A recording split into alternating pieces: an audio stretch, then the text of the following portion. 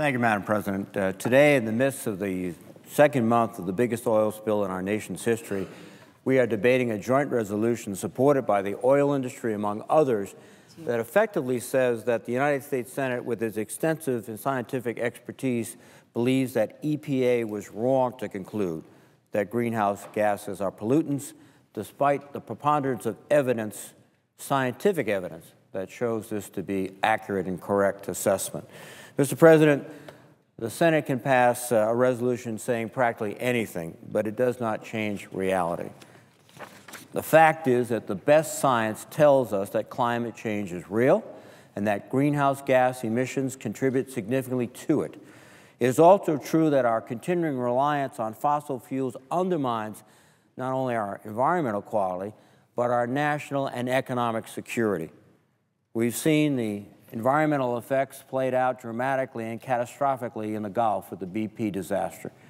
But if we do nothing, we will continue to see our economy held hostage by our need for fossil fuels. Billions of dollars a year we send overseas to buy fuels. And we'll see our national security imperiled by our over-reliance on these fossil fuels and our continuing inability to take effective, measured action based on science to control these greenhouse gases. Now, this resolution is more than just our opinion. It would effectively and permanently block the EPA from taking concrete steps today to deal with this problem. For example, it would prevent the EPA from collaborating with the National Highway Traffic Safety Administration on new vehicle efficiency and emission standards. These are common sense, doable achievements that, in fact, we're seeing even the automobile industry is promoting. It's been estimated that if the EPA and the Highway Safety Organization move forward, they could save consumers more than $3,000 in fuel costs over the lifetime of new vehicles. Think of that. If we were here talking about a $3,000 tax rebate to Americans, everyone would be jumping up and down and saying, that's great.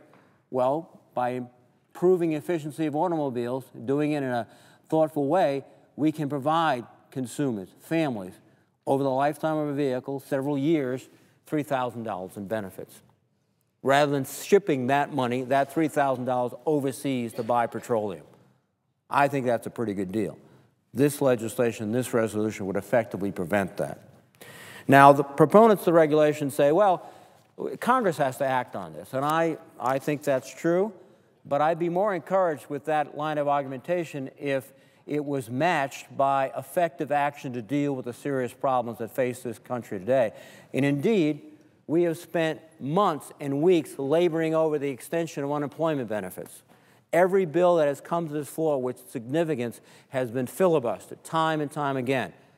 And to suggest disingenuously that we'll just pass this resolution, get on to a climate change bill, pass it within several weeks or months, is, I think, not borne out by the evidence of what we've seen in this chamber over the last several months.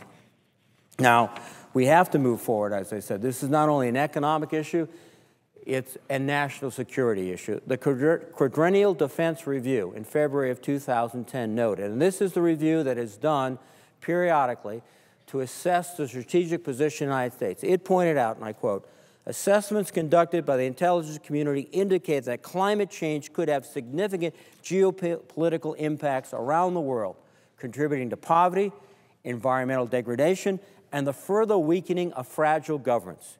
Climate change will contribute to food and water scarcity, will increase the spread of disease, and may spur or exacerbate mass migration.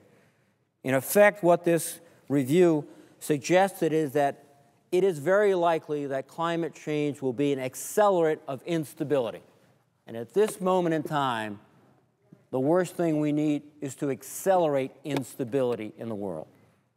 One of the challenges we face, this is not the Cold War where we're facing a monolithic, we thought, Soviet Union and its allies who were engaged in strategic conflict, fortunately not in actuality, but our deterrence policy worked. But this is a situation where our greatest danger today is unstable parts of the world, and that instability is going to be accelerated if we don't take steps.